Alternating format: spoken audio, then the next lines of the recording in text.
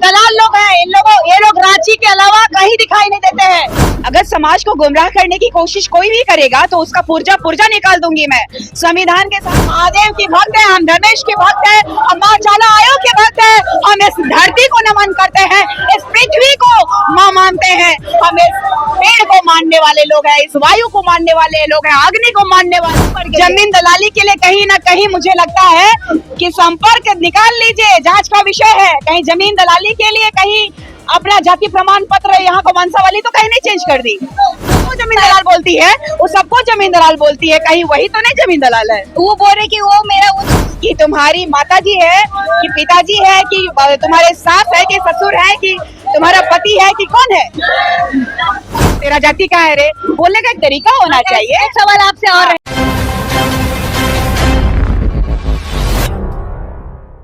देखिए इस वक्त हमारे साथ निशा भगत बातचीत के लिए मौजूद है, जो कि अभी काफी ज्यादा सुर्खियों में है जब से इन्होंने पोस्ट किया है जोशना के जातीय वासियों के साथ। जो उन्होंने पोस्ट किया उसके बाद निशा भगत कुछ और ज्यादा ही सुर्खियों में आ गई। हम सीधा बात करते हैं, यहाँ पे दोनों नेत्री आमने सामने है, एक दूसरे पे आरोप लगाते हुए नजर आ रही। क्या है, हम सीधा जुड़ते हैं, बात करते हैं। निशा जी, आपका जब से पोस्ट आया है जोशना को लेके कि आपने पोस्ट किया था, तब से वो चीज विवाद में आ गया है, क्या कहेंगे आप?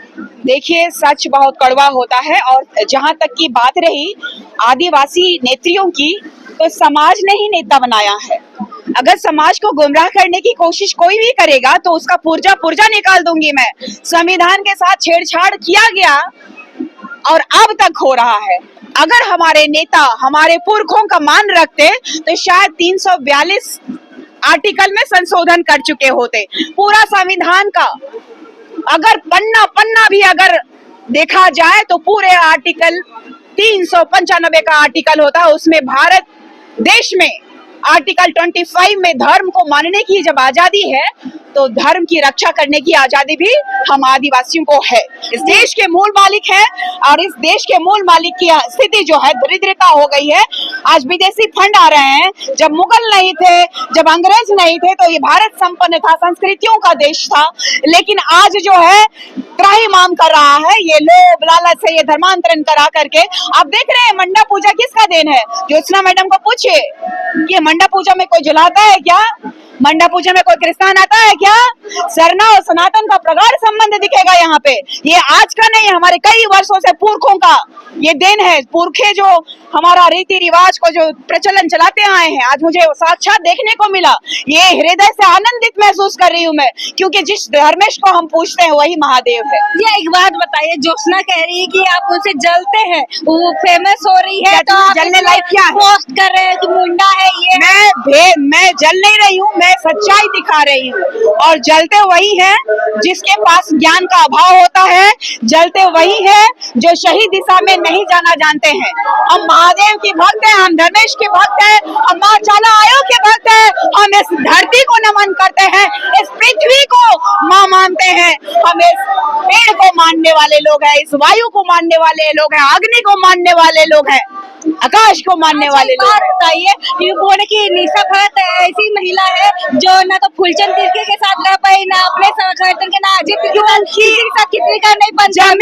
देखिए, जमीन दलाली के लिए कहीं ना कहीं मुझे लगता है कि संपर्क निकाल लीजिए, जांच का विषय है। कहीं जमीन दलाली के लिए कहीं अपना जाति प्रमाण पत्र यहाँ को वंशावली तो कहीं नहीं चेंज कर दी।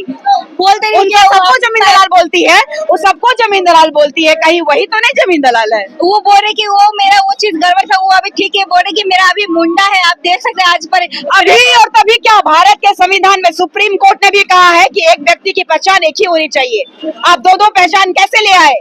ये झारखंड राज्य के खूंटी के जिला के डीसी साहब और रांची जिला के डीसी साहब की जवाबदेही है कि इसका जांच होना चाहिए, क्योंकि मैंने निकाला है उसका जातीय प्रमाण पत्र ऑनलाइन।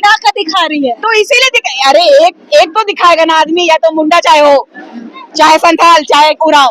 लेकिन जो उजागर हुआ है, हो सकता है कि हो का भी बना हो सकता है संथाली का भी बना हो। ये जांच का विषय है कि कहीं ना कहीं हर जगह का जमीनों को जमीन दलाल को देने का ये प्रयोजन तो नहीं है। ये जांच का विषय है। मेरे फेमस वो क्या बोलती है उससे मतलब नहीं है। हम लोग जो धर्मेश वाले लोग हैं, हम लोग महादेव वाले हैं, इस प्रकृति को पूजने वाले लोग हैं। ये पढ़ना चाहिए, वो दिखा दी वो अब बोलने दीजिए, उनके पास वोट्स नहीं है, उनके पास अज्ञानता की कमी है, इसीलिए वो तो चली गई ना भाई। वो तो ओपन कह रही है कि भाई एक माँ के बच्चे हैं, तो बताए ना भाई कि तुम्हारी माताजी है कि पिताजी है कि तुम्हारे सास है कि ससुर है कि तुम्हारा पति है कि कौन है, कि हम कहाँ से बिलोंग करते हैं पता करें। अगर मैं गलत हूँ तो मेरे बारे में पता करें। इतनी ताकत है, गिरजाघर का पूरा तुम्हारे पास संरक्षण है, फिर स्कूल से लेकर के पूरा सर्टिफिकेट निकाल सकते हैं ये लोग तो बोल रही है कि ईसाई की माँ के गोद से जन्म लिया है, उसी को गाली दे रही है। क्यों नहीं देंगे, क्यों नहीं देंगे? क्योंकि ईसाई जो है धर्मांतरण करने के बाद सबसे ज्यादा हक और अधिकार छीना है आदिवासियों का, और आदिवासी जो करके धर्मांतरित मिशनरी लोगों का अगर इतना ही ताकत है कि वो विदेशियों के जाने के बाद, अंग्रेजों के जाने के बाद अगर वो आए तो शिक्षा के नाम पे आए, स्वास्थ्य के नाम पे आए, किसको दिए?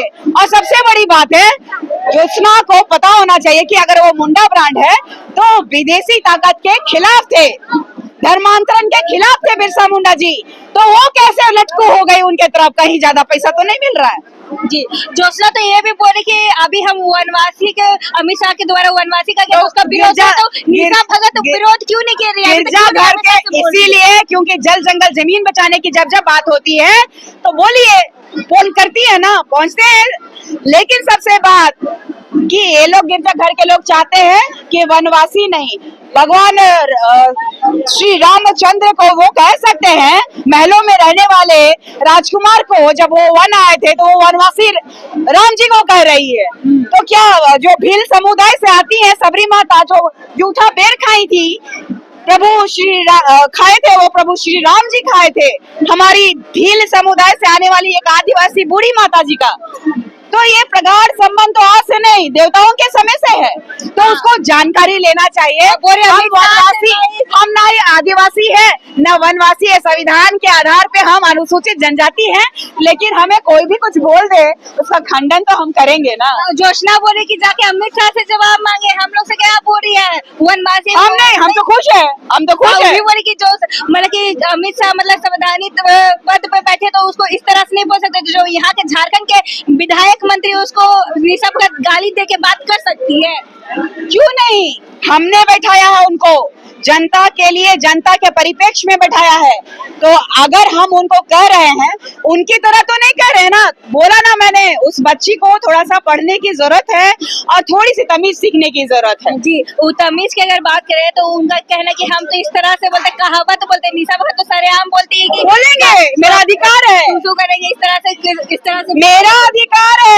इस भारत देश में आप जिस किसी को भी अगर इस लोकतंत्र में चुना है आपने, तो उनको झकझोरने का है, लेकिन ये कहा, ए तुम कौन हो रे, तेरा जाति क्या है रे, बोलने का एक तरीका होना चाहिए। एक सवाल आपसे और रहेगा, सूरज टप्पू जो आदिवासी समाज का नेता है, वो कहता है कि निशा भगत पगली हो गई, उसका दिमाग क्रैक हो गया, उसको रीन पास जाने की जरूरत, इसीलिए क्योंकि आदिवासी मूलवासी मंच के जो अध्यक्ष है, केंद्रीय अध्यक्ष, वो क्रिस्तान है, उसी से संचालित होता है। अजय तिर्की भी बोल रहे हैं, अजय तिर्की जमीन दलाल है। आज ही मैं कल गई थी जमीन, जो जिस आर्मी का वो लोग जमीन लूट रहे हैं ना, जाके देख लीजिएगा, हुसीर में न्यूज चला है, बायोस्कोप में आप देख लीजिएगा कि अजय तिर्की लोग किस तरीके से रात रात में जोलालो को भेजता है, वो भी एक आर्मी जवान का, एक आदिवासी का जमीन लूटने के लिए बोल रहा है कि जमीन बिक्री कर दो, तो देख लीजिए जा करके। इसमें समाज पे क्या प्रभाव पड़ेगा? ये दलाल लोग हैं,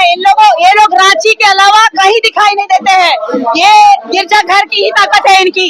ये लोगों को मिशनरी के फंड के अलावा कोई औकात नहीं है इन लोगों का। अगर अजय तिर्की की बात है तो ये सरकार लुटेरी है, जमीन माफिया है, यही सरकार जो है अजय तिर्की को संरक्षण दी हुई है। बॉडीगार्ड कहाँ से आ गया? कौन सा कर्म कांड किया है इतना अच्छा समाज के लिए कि उसको संरक्षण दे दिया या फिर बॉडीगार्ड दे दिया? जमीन दलाल है ये लोग, और ये लोग सब एक साथ मिल गए हैं। आप देख लीजिए ना, कुंडली निकाल लीजिए आपको पता चल जाएगा। कल तक आप समाज के लिए काम कर रहे हैं, आज सारा समाज आपके ऊपर हावी पड़ रहा है, कोई पगली बोल रहा है, कोई ये बोल रहा है। जो लोग कह रहे हैं ये लोग डर रहे हैं और गिरजा घर के सपोर्ट में है। इनको पैसे से प्यार है, हमारे आदिवासी अस्मिता से प्यार नहीं है इनको।